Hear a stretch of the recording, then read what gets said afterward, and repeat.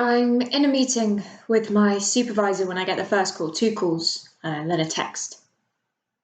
The first time my phone rings, he doesn't stop talking, so I don't know if he wants me to carry on or not. We just hold each other's gaze, which might be sort of erotic if I didn't think he was a twat. And when it rings again, though, he stops and sighs and waits until I deal with it. Like, he can't judge me. He's got a PhD in geography, and his neck looks like a scrotum. Basically, I woke up in the middle of the night panicking because I'm terrified about my dissertation, so I sent him an email at 2 a.m. asking to see him, and he spends the entire meeting looking at me as if I'm wasting his time, even though it's the middle of the summer holidays, and I know he has nothing better to do. So he's asking me what I'm thinking about. If there's a particular area that interests me, and he's got like a copy of National Geographic open on his desk, and there's an article about monsoons. So obviously I say monsoons, not because I'm especially interested. I mostly just like photos I've seen of monsoons. I know nothing about monsoons. He knows I know nothing about monsoons, but he tries, bless him, and he says, well, you could examine the 2005 monsoon that led to the flooding of Maharashtra and the effect that had on the agriculture. And then, because I can't help myself, I just say, was it bad? I don't know if he senses a sarcasm or whether he thinks I'm a total moron, but he says completely deadpan, well, it wasn't good.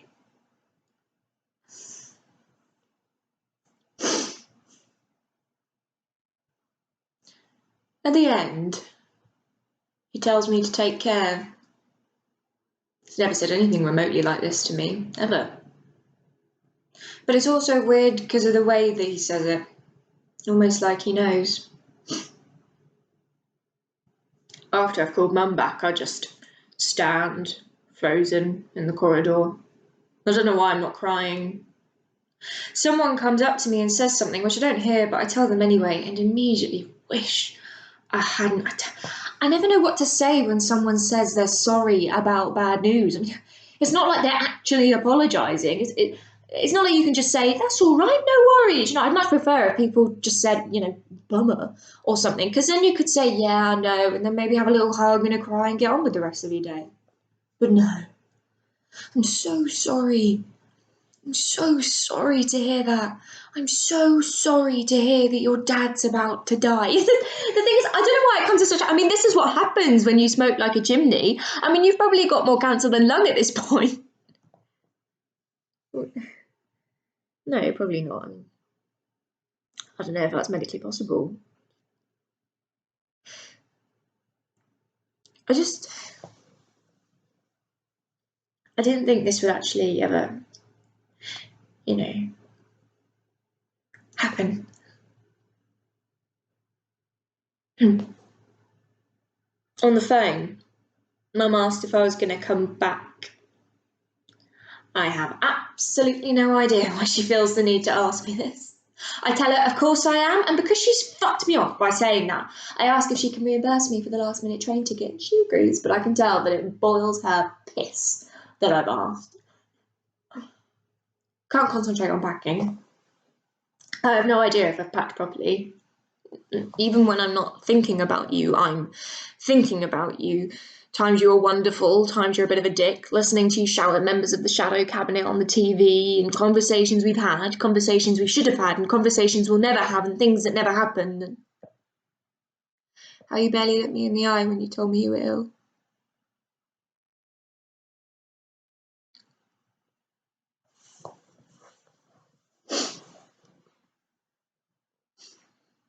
There's some sort of march in town.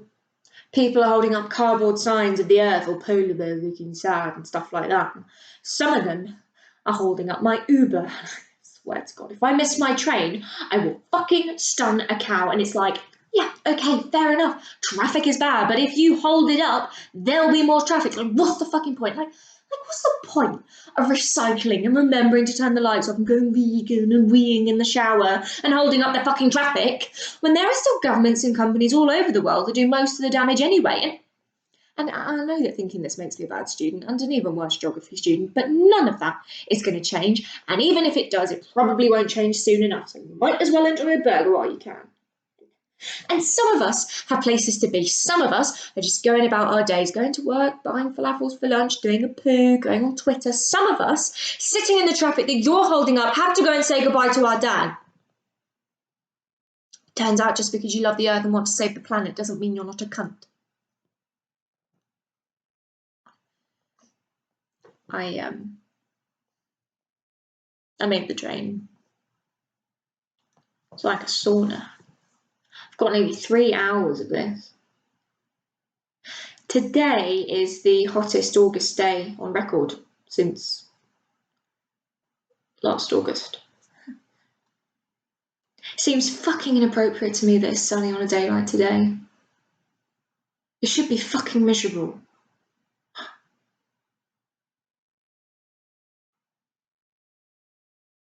There's an old lady sat opposite me. Surprised she's still alive in this heat. She's not reading or anything, she's just sat there looking at the floor, zoned out.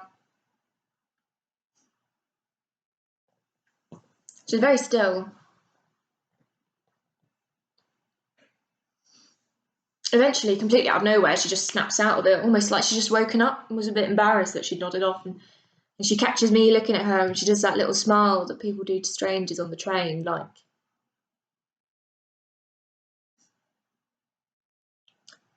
But the thing that strikes me is how sad she looks. Like, it's not like, even though I have no way of knowing, she's going to live with this sadness for a really long time.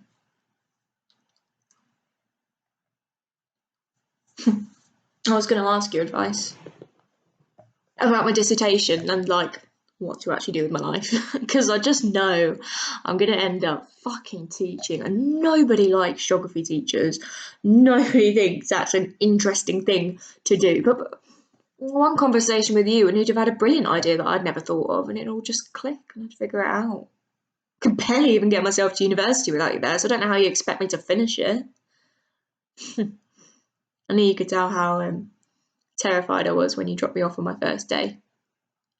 Barely said a word all morning. It was starting to rain, and you were hugging me, and I started tearing up, and you told me to hold you really tightly. And you said, "Go on, hard as you can." And then you smiled, kissed me on the forehead, and I watched you drive away. I think about that basically all the time.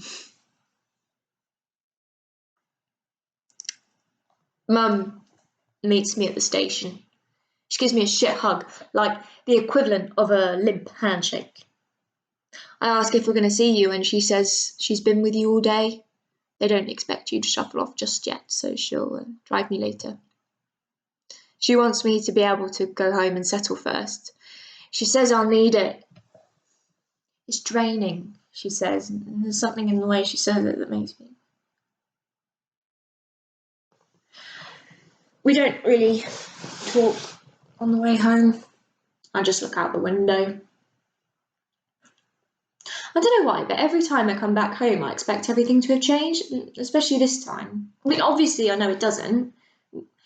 We don't like to think that places we leave carry on without us. I mean, shops close and reopen as different shops, but it never changes. And the posh schools will always be there, and the remnants of Art Deco or 17th century buildings that have been renovated almost beyond recognition, and the geese shitting about by the river. Mum doesn't ask me anything about my journey. Not even, how was the journey? How was the train? What was it like being inside a literal sweltering oven for 3 hours? It was shit, Mum, thanks for asking. That's all right. I ask if James is coming. She says later. Sarah and Autumn are coming too.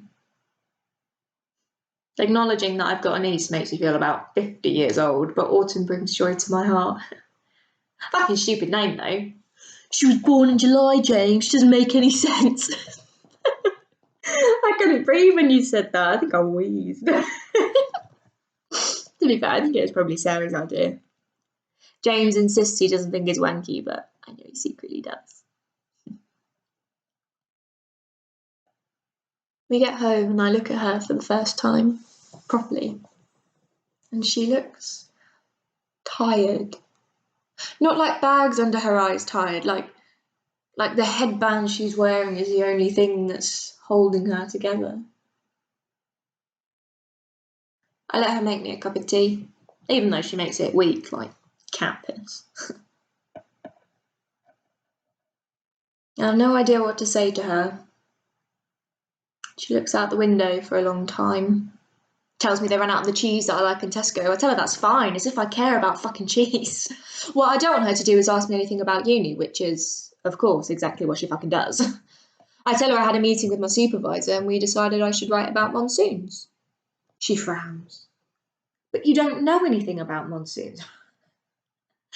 How the fuck does she know? Like, I could have done whole modules on monsoons. I could be the world's fucking leading expert on monsoons.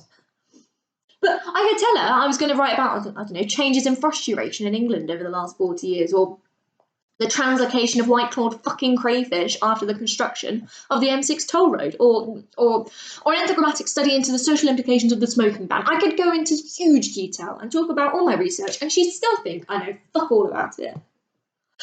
I tell her, I don't know what bit about monsoons yet, so she tells me I should really have thought about this by now, and I have to try and keep it together without her noticing. And it's like, why does she have to do this now?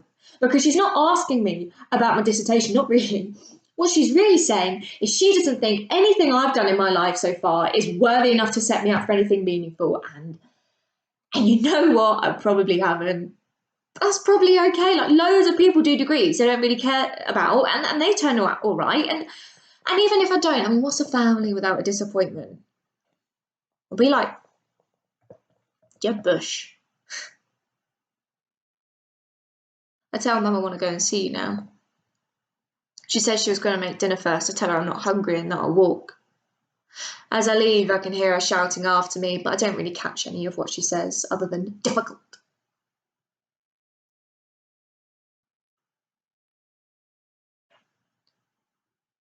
I don't think anything would have prepared me for seeing you. You look so different that at first I thought I'd got the wrong room. You're so thin. You look like someone's deflated you. Your skin doesn't look the right colour. And you're hooked up to all these monitors, all these tubes and cables and stuff, and one of these tubes leads up to a hole in your neck.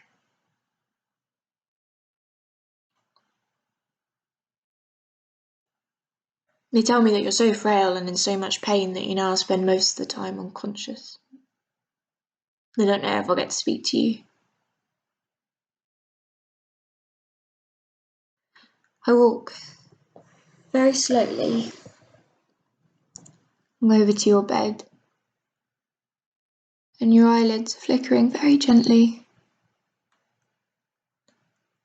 And I lean over you, right down to your face, just to make sure. If I stay really still, and I don't make any sound, then I can just about hear you breathing.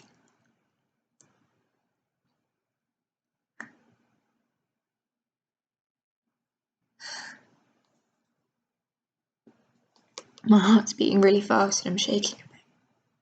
I shouldn't have come here on my own, sorry.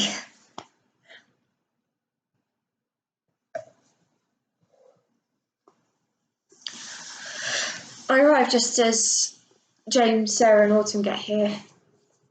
I breathe for what feels like the first time since I left the house. Mum gives James a really long hug. She rubs his back a lot. I try to tell myself that she's not doing this to spite me. Sarah's very pregnant. I have to hug her over her bump. She looks like she doesn't sleep much at the moment. And Autumn is holding James's hand and looking shy. She has a little blanket that she chews at the end of, and it's so cute. Makes me want to die. She can't quite remember who I am. This happens. I can tell she recognises me, but she's not completely sure why. And James tells her to say hello, and she does a little wave. And after that, she decides that she does know me after all, because she sticks pretty close by me after that. Dinner is fucking dreadful. James is on edge because they got stuck in traffic and missed the hospital visiting hours for the day. Mum tells him we'll go tomorrow. Other than that, we don't even really talk about you. You're just this big cancerous elephant in the room. Autumn is fascinated by Sarah's bum. She just keeps staring at it and touching it to see if she can feel the baby kicking, which just about melts my heart. And Sarah tells her that it won't be long now before you meet your new little brother or sister. Conversation moves on to James's promotion at the film magazine. He's just been made new editor. Now, this means he'll get to spend more time at home. It'll open doors at more prestigious publications and gives him and Sarah the security to move to a bigger place. And Mum keeps saying, fantastic, over and over again, like she's not even really listening. Fantastic. Well, I don't know if she does it deliberately. I only notice that I'm glaring at her when she asks me if I'm all right. And then everyone looks at me and all I can do is mumble, yeah. And then it's awkward because everyone thinks that I've made it awkward when I haven't. And it's not that I'm not happy for him, because I am. Of course I am. But just once. I wish she'd just...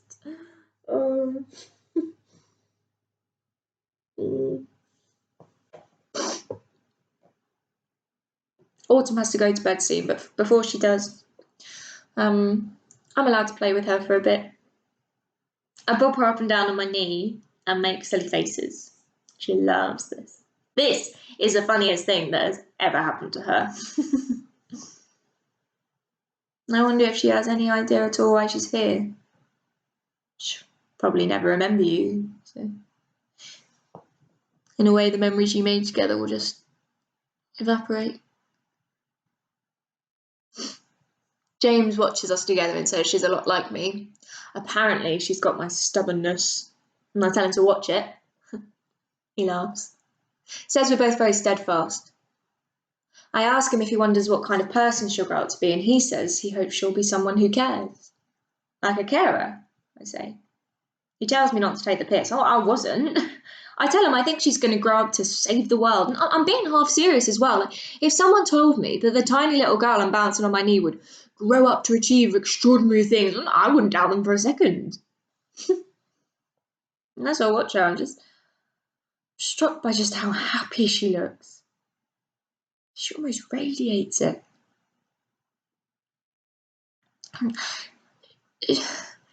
She has no idea what it's like to cry herself to sleep. She has no idea what it's like to feel so lonely that she felt like she could burst.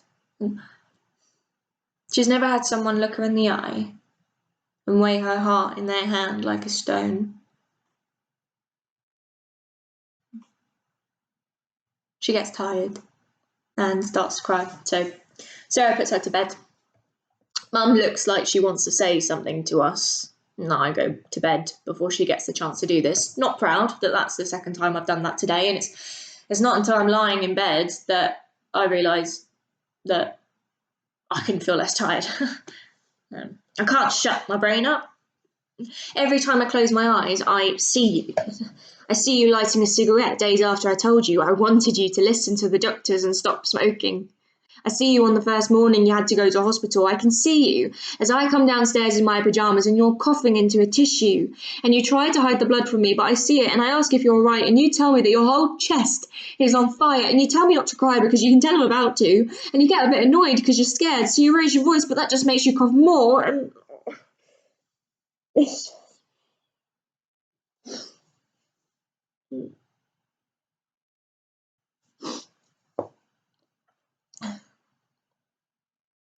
about 11:30, I hear Mum leaving the house. I have no idea where she's going, but with the calmness with which she gets in the car as I watch her from my window means I'm guessing she does this most nights. I don't want her to see me. She drives away and I wave her off. Not sure why. I don't sleep well. Can't really tell if I'm awake or dreaming. At around 1 a.m. I hear Mum come back in. As she passes my door, I cough in the hope that she'll hear it and come in, see if I'm alright. I've always done that. She doesn't. I think I dream about you, but I can't remember anything about it when I wake up. At about 7, I hear Autumn waking James up and asking to go and watch TV, and he tells her to be very quiet when they go downstairs so they don't disturb anyone else. Well, this gives me an excuse to get up too. I can tell just by listening that Autumn is sliding down the steps on her bum. James is making a coffee. He's whipped out the fucking cafetiere like it's an occasion. I ask him if being a news editor has made him posh. He tells me to piss off. I look at the side of his head as he brews the coffee and I try to figure out which one of us looks more like you. Well, people always said that I was more like Mum, but I don't know if they meant I look like her or that I take after her. I don't see it personally. Autumn doesn't care that I've come down because she's watching in the night garden, but, fair enough. Hospitals are fucking creepy. And I don't mean that in a bad way as such, they just are. Like, there's this weird sheen of safety that barely conceals the fact that, as well as being a place where people come to get better, it's just as much a place where people come to die. And we walk past all these rooms and you get a glimpse inside and there are these people looking back at you who barely register that you're there. And the loneliness of it all is crushing when you let yourself think about it for too long. I really hoped you'd be awake. You weren't, obviously. James went really quiet when he saw you. He does that thing where he clenches his jaw really tightly. He got that from you. Says he needs the toilet, but unless he went for a really massive poo, he's gone for a really long time. I look at Mum. She's picking the edge of her nails. I watch her for a bit. Then I ask if she's angry with me. She says, "Why would I be angry with you?" And I tell her because she's not really looked at me all morning, which she says is ridiculous, even though she doesn't actually look at me when she says that.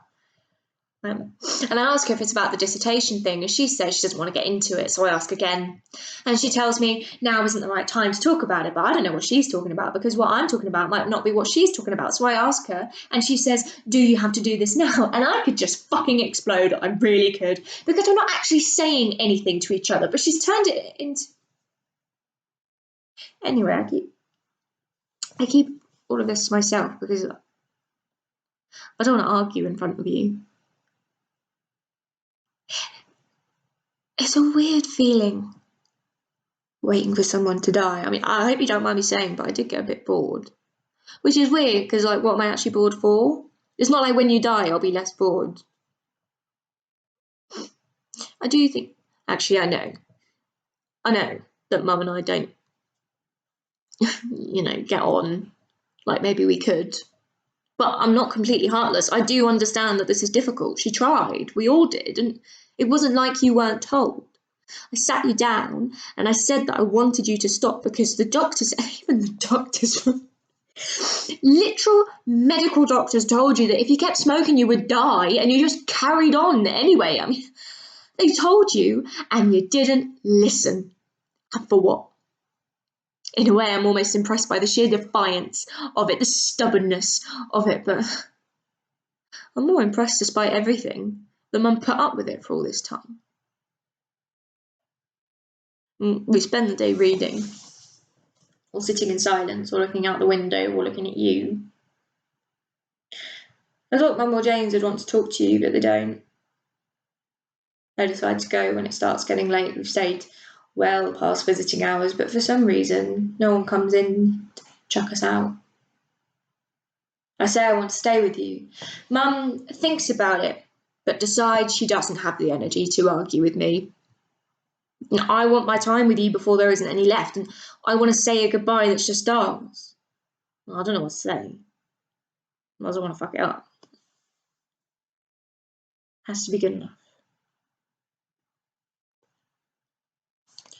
I end up watching videos on Twitter by your bed.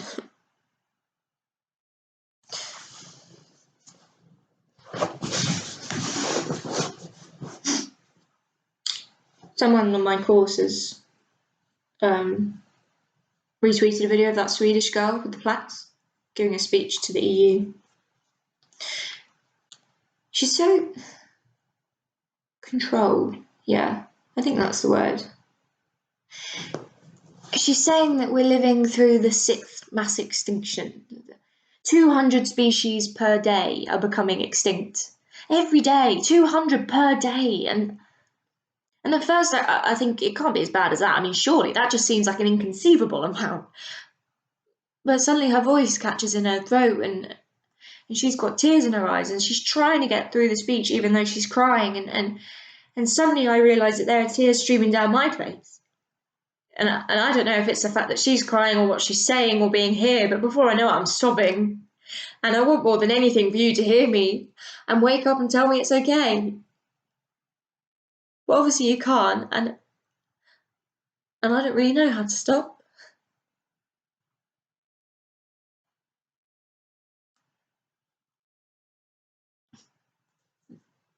Eventually I do. And I look at you. I look at the tube going into the hole in your neck. And I try to see if I can actually see the rise and fall of your chest, and it's barely noticeable.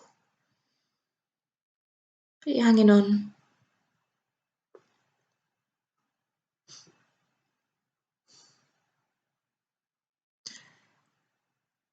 I know your life is yours to do what you want with. But I told you, and you didn't listen.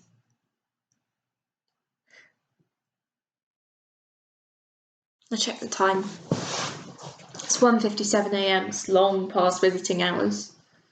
I wonder if the doctors know I'm still here. Maybe they know and they're letting me anyway. Maybe they know. I want something from the vending machine. I can't decide whether I want to get a Kit Kat or a Twix. I ponder this for longer than necessary. And I think about how you'd find it probably quite funny if you died whilst I was deciding whether to buy a Kit Kat or a Twix. I get a Twix, and you're not dead when I get back. I don't eat it though. By this point, I'm so tired that I fall asleep as soon as I sit down. Well, it doesn't feel like I'm asleep. I'm awake enough that when out of nowhere rain starts hammering against the window, I get up and go and look outside. I can't see anything though. I mean, the street lamps and the trees and the traffic lights are all blurry. And it feels like my first day at uni. And I'm watching you and Mum drive away in the rain.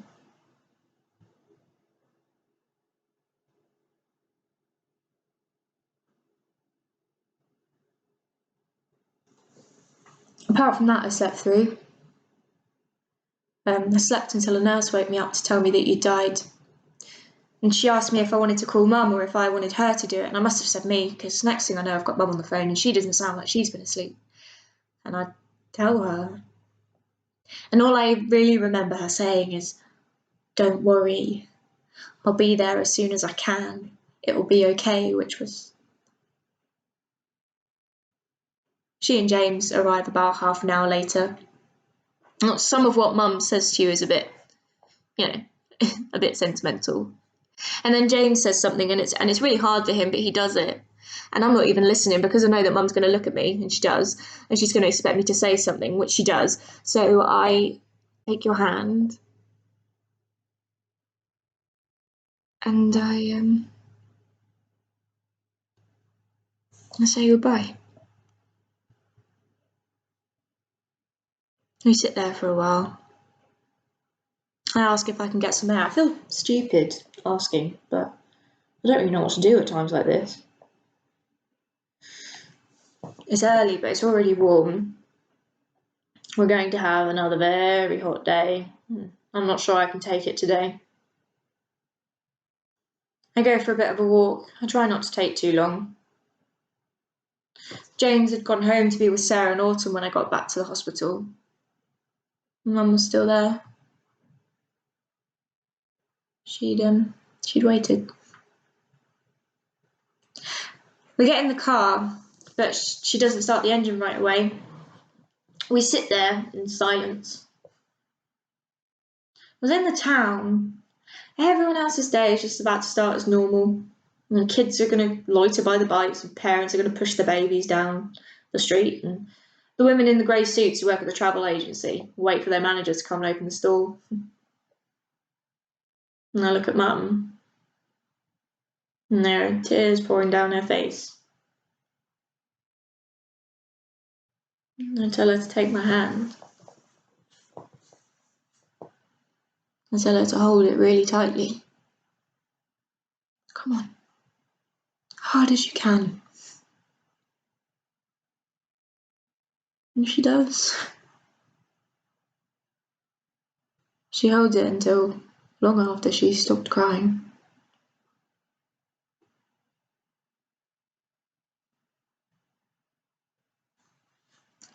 At home, Sarah gives us each as big a hug as she can give us over her bump. She tells us how sorry she is. James is upstairs trying to catch up on sleep. Mum decides to go up too and says maybe I should do the same. What I actually do is ask Sarah if I can take Autumn out into the garden because it's such a nice day. And she says I can, but to put sun cream on her and to make sure she's wearing her hat because it's going to be hot. And I say, of course I will. I tell her it's so dry outside you wouldn't even know how hard it rained this morning. And Sarah looks at me like she hasn't got a fucking clue what I'm talking about. Autumn potters about the garden, picking daisies and frowning at them. My job is to make sure she doesn't try to eat one. I'm happy just to let her be. I could watch her all day. And I realise how amazing it is that human beings are able to turn experience into the ability to process emotions. And it's like, most of the time, especially when we're little, we don't even know that it's happening. Because I look at Autumn, she has no idea that her granddad's just died. And even if she did, she probably wouldn't really understand. But, you know, one day she will cry herself to sleep. One day she'll feel so lonely she'll feel like she could burst. And one day someone will look her in the eye and weigh her heart in their hand like a stone. And I want, more than anything, to be able to protect her from all of that. But she'll be alright. I think she'll be alright.